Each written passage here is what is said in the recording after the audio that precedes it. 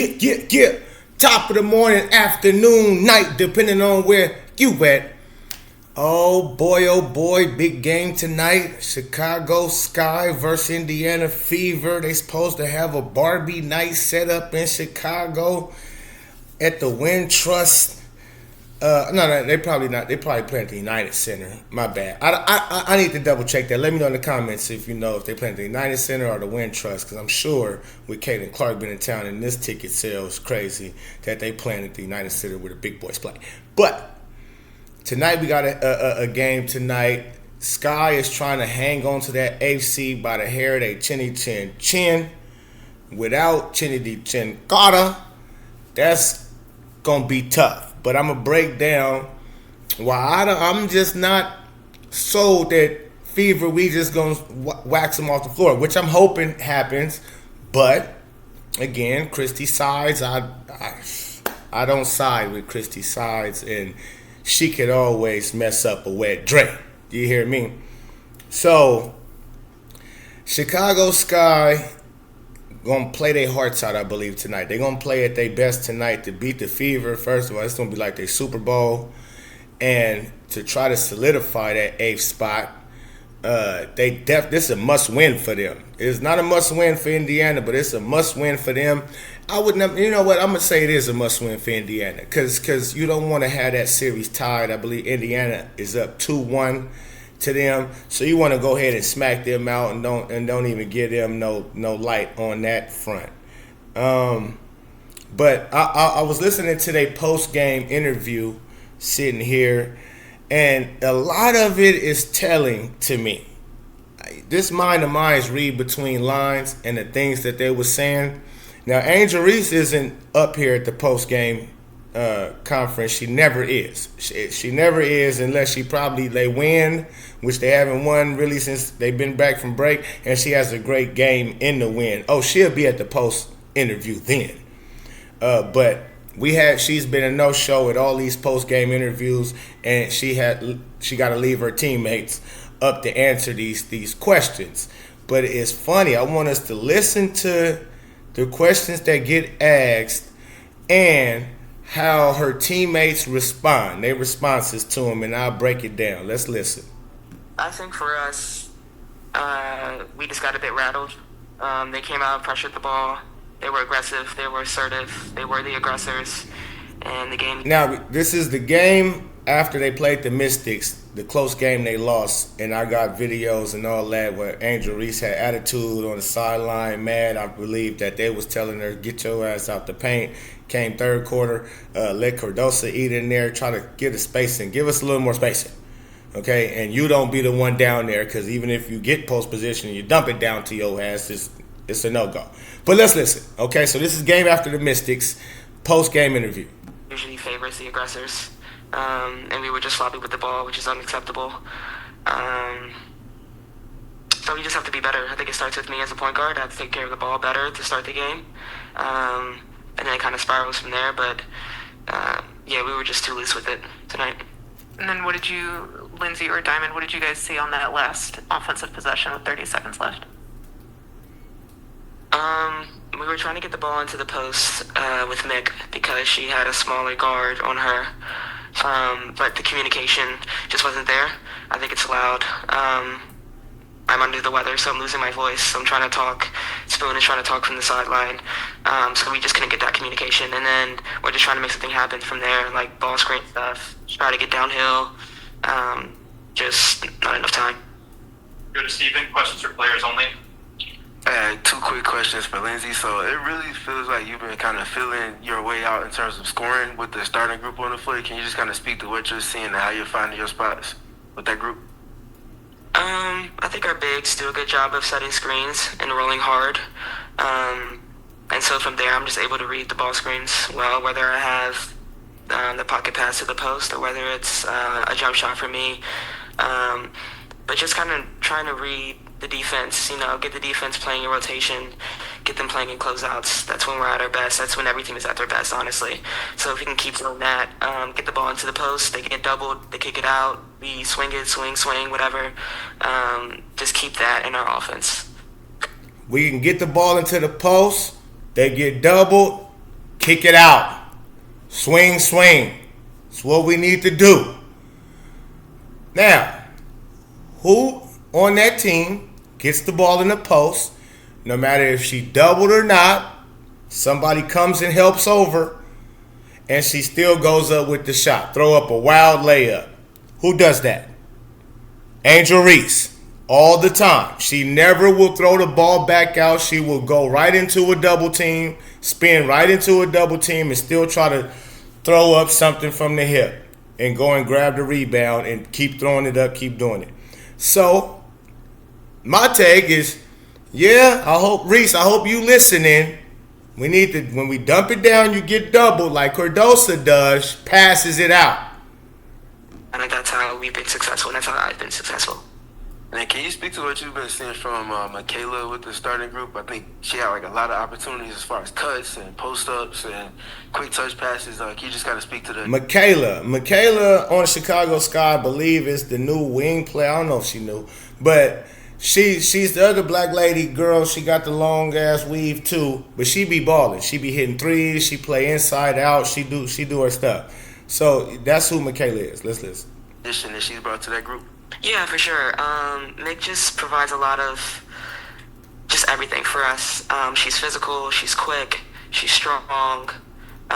She can guard 1 through 4 basically. She can shoot the 3. She's strong enough to take the contact and finish your contact, getting to the basket. So she's really able to force the issue for us when we need to get downhill and get our feet dirty in the paint. So she's staying aggressive in that, and obviously when we get to our kickouts and our swings, she's ready to shoot and she's ready to just read the game. She's a smart basketball player.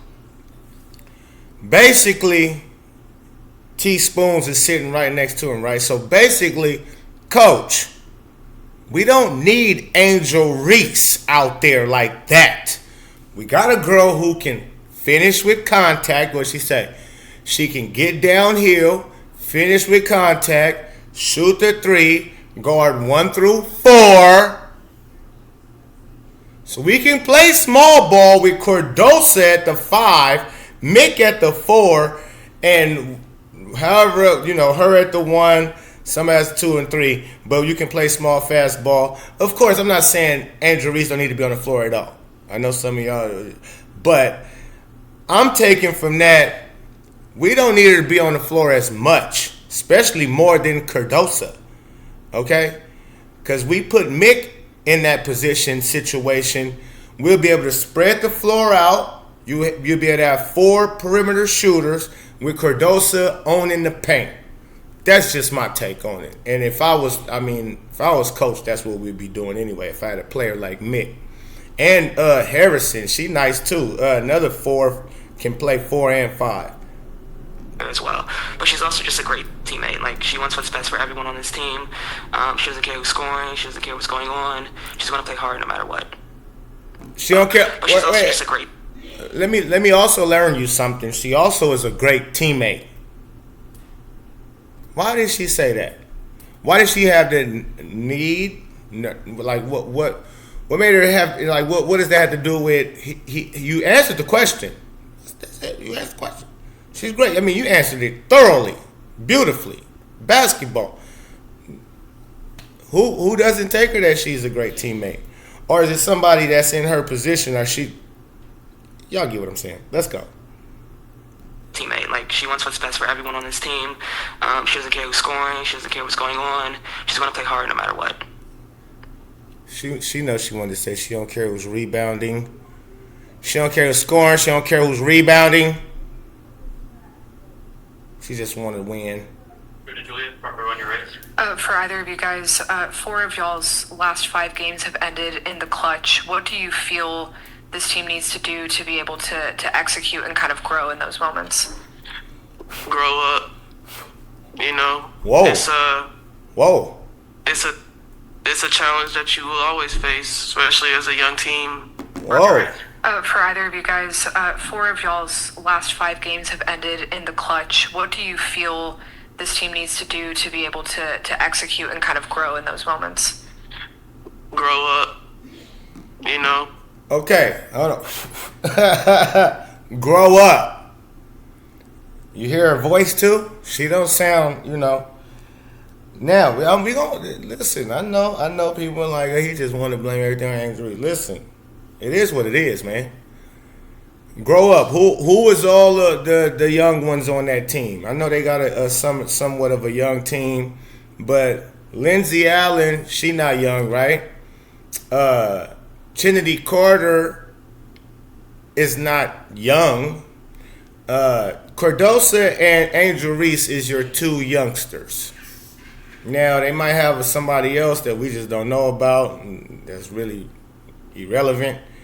But, because as far as who getting playing time, who's the ones on the court, I see more older-looking women, I should say, because I don't know these ladies' ages, but a lot of them on that team, they look more veteran-lookish. And the young ones is Angel Reese and Cardosa, who gets the minutes. And Carter, of course, but she's kind of, she's up there a little bit. So when she say grow up, and after they had that little spiel, after Angel Reese had an attitude on the sideline, third quarter, I got the videos. If you haven't seen it, you can go watch them. But she clearly had an attitude, was cussing and fussing, all that stuff, hands on her hips while the play was going on because she wasn't in the play, all that good stuff. So when I hear her say, grow up, who the one acts very immature on that team? It's Angel Reese, period. You could say I'm hating, whatever. It's Angel Reese. She's the one that doesn't act like she grown. The Cardosa, even though she young, I haven't seen her playing immaturely, like just doing silly stuff out there. Like she just needs to grow up. But I've seen Angel Reese do such things. Let's listen. It's a challenge that you will always face, especially as a young team, being faced with multiple opportunities to come down into the clutch moments of the game, and you either find ways to win those games and grow and mature as a team, or you don't, and you just continue to learn and get ready for the next opportunity. Growing pains suck, but it's part of the process. We have a really young group, and so all we can do is continue to go back to the drawing board with Coach. Learn. Okay, so even if you got a really young group, right? The season is almost over. Y'all in the 8th seed. You was once in the 7th seed. Y'all look worse than you did in the first half of the season. After the Olympic break, y'all don't look good. And y'all, last time that I checked, y'all didn't have no players that went to the Olympics, correct? Oh, wait. That's right. One player did go to the Olympics on the Sky team. She didn't play for the Olympics, but she went over to Paris. So she wasn't building team chemistry, learning each other, so on and so forth. I guess she figured they got it all figured out. But we see that's not the case. They ain't got it figured out. So why wasn't none of the veterans like this one speaking, or both of them speaking, say, hey, Angel, no, we need you to stay over here, Rook. We need you not to go to Paris. We're in the 7th seed right now, 8th seed right now. When they come back, we want to be firing on all cylinders. So we would love for you to stay here. And maybe they did. Maybe they text her. Maybe that conversation happened. And if it did, oh boy, that's on Angel. If Angel said, nah, I'm cool, we good. I know y'all. And went off. And if it didn't happen, that's not good on them. Why y'all not checking your rookie? Because a veteran should have told that rookie, hey, damn your McDoubles. Okay? We're 8th seed, and we got a hellified schedule when we come back. That ain't a surprise, right? You knew who you was facing, the teams you were going to have to face, and what their records looked like when you came back. So I mean, all of that is whack. That's why I hear when I say Lindsay saying great teammate when they talking about mixed game, but she had to bring in she's a great teammate. She brought that up herself. That wasn't something that was asked. She already answered the question that was asked about the player Mick, I believe Mick something like that. But again, it shows, man, that she's trying to clean it up now when she go, we're a very young group and young bunch. Hey, Indiana Fever is probably the second youngest team in the WNBA. And they looked horrible in the first half of the season. And then it seems like over the break and more time together and more practicing in with each other and so on and so forth, they look like a totally different team now. See the difference? One was focused. That's why I was telling y'all at the time too. I was glad she didn't get put on that USA Olympic team for them to put her on the bench, her not to be able to get the proper rest she needs to proceed with the rest of the season, which Matters.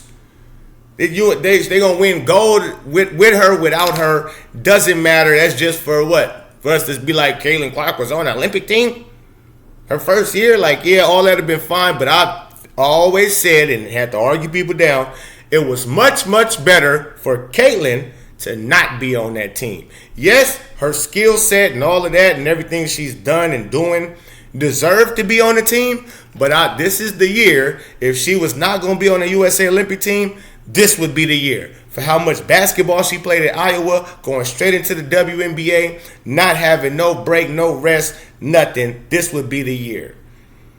And sure enough, look at what it's done for the Indiana Fever. Bravo. Bravo, Pope. I'm telling bravo to me because I was really getting into it with some people that was very upset she was left off the list. I wasn't. I was happy. I'm like, smooth, especially with that coach. Oh, don't put our girl Clarkie over there with that coach, that hating ass coach. All right, but let's listen. It's more. From it, watch film, continue to develop, continue to mature, and prepare ourselves for the next opportunity because they'll continue to come and present themselves. And then Camilla tonight led the team in assists, and it seems like that high-low game with her kind of passing out of the elbow is really developing. Just kind of what do either of y'all see in terms of her vision and how utilizing her at that spot can kind of open up the rest of the offense? Now, before they answer, let me say something. Because we just spoke on, you see the difference between how Caitlin Clark, Indiana Fever look from the first half of the season to right now. Do you see the difference how Killer Camilla Cardoso looks from the first half of the season to right now? You could tell she was in the gym. And it wasn't that she ever looked bad in the first, but it seemed you can tell she's figured out the game and certain her team on how they flowing and doing things. You can tell that she was rocking with them during that Olympic break. You can clearly tell. Let's go. Yeah, Camila has great vision. It helps that she's 6'7" and can see over almost everyone, but at the same time, she's unselfish, and she's willing to pass it back out, and she's willing to look for the cutters and look for the high-low with Angel or Izzy, whoever it might be. Wait, Lindsay, what's she willing to do? It helps that she's 6'7" and can see over almost everyone, but at the same time, she's unselfish, and she's willing to pass it back out, and she's willing to look for the cutters and look. She's willing. Keywords. She's unselfish, and she's willing to pass it back out. Unlike Angel Reese. I'm telling you, the mind of minds read between the lines. She's talking about Angel Reese. She's talking about Camilla Cardoso for sure. But she's at the same time telling you like it's a problem.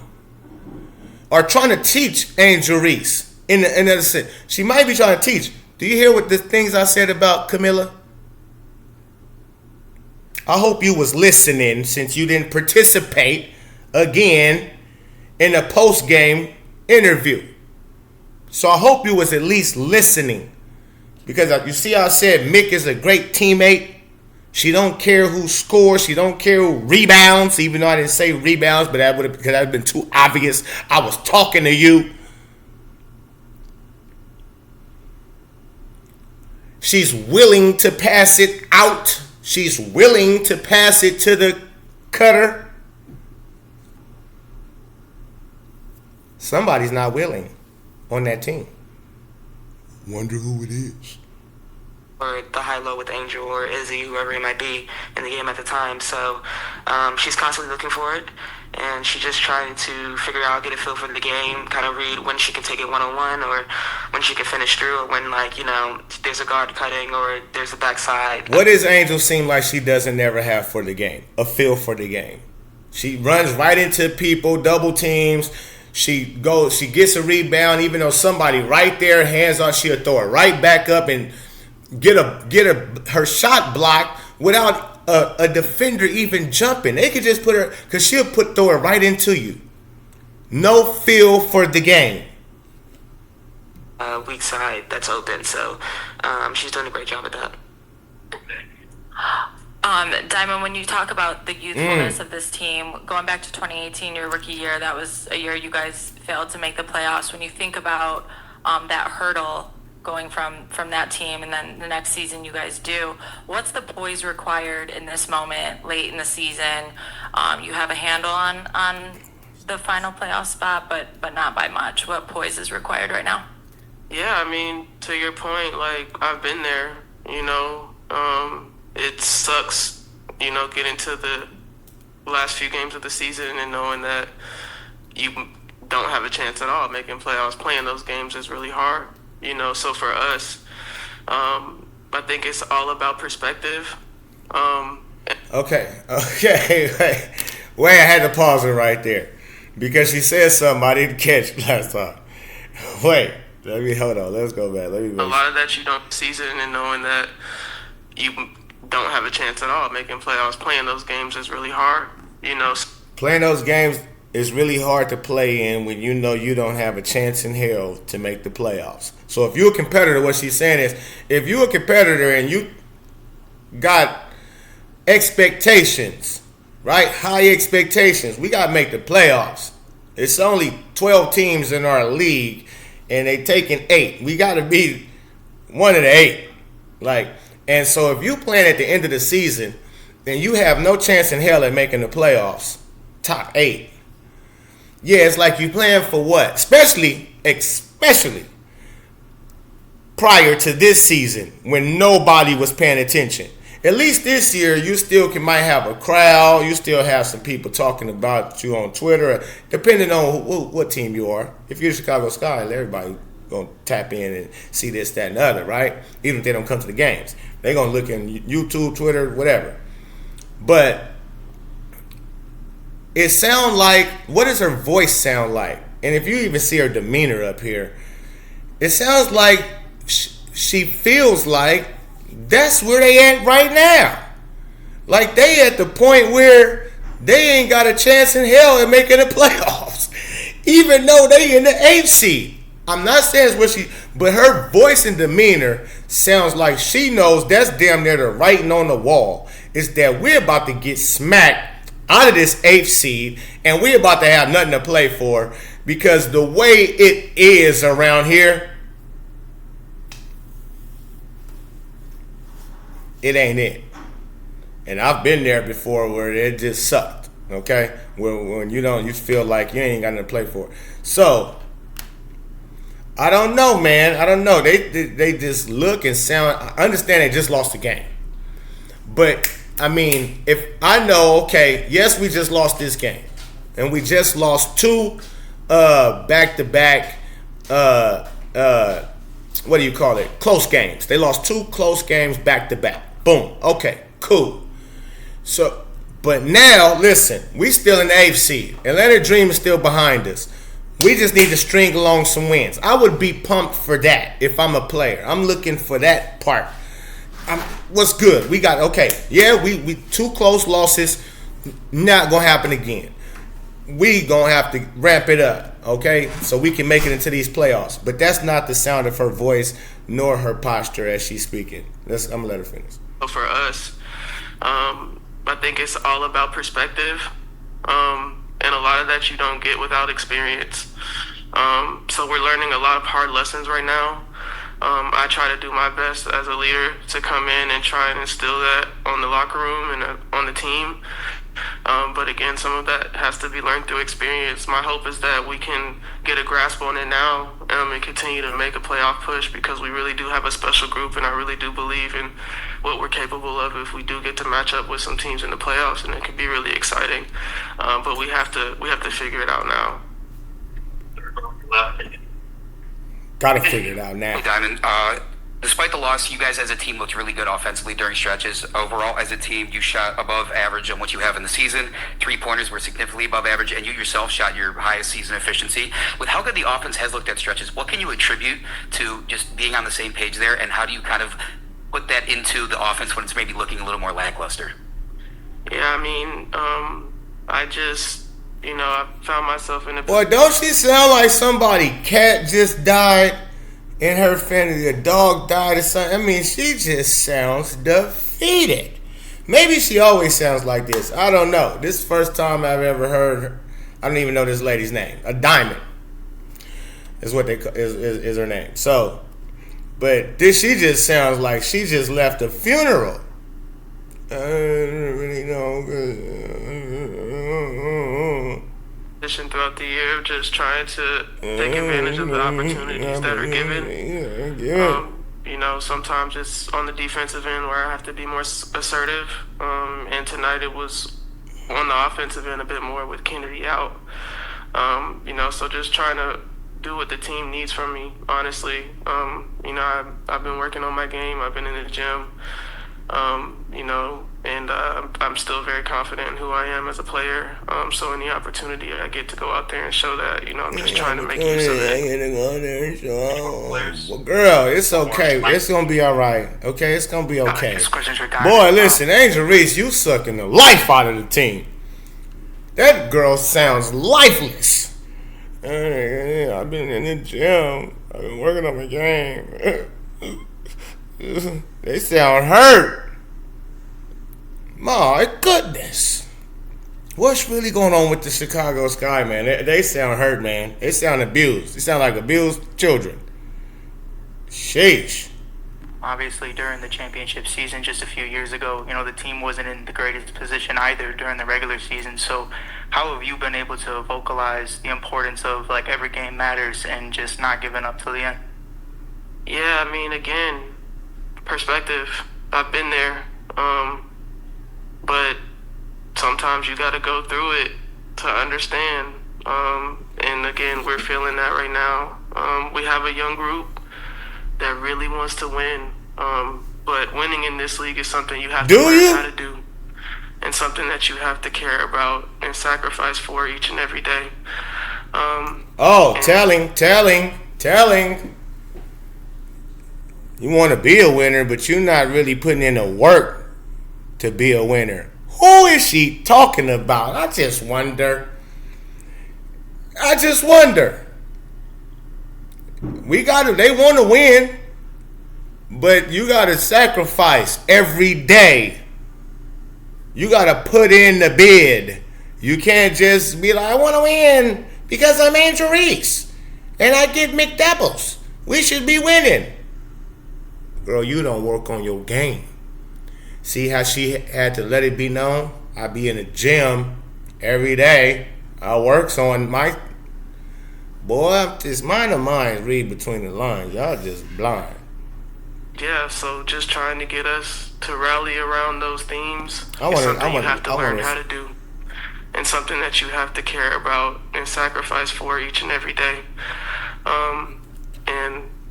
So just trying to get us to rally around those themes so that we can continue to make progress. It doesn't happen in one season. It takes time. We're right at the beginning of... It's happening for the Indiana Fever in one season. It's happening for them.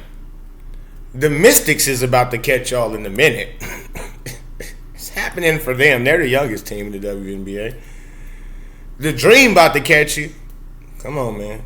Something that could be really special. And again, some really hard lessons are being learned early on, which is preferred.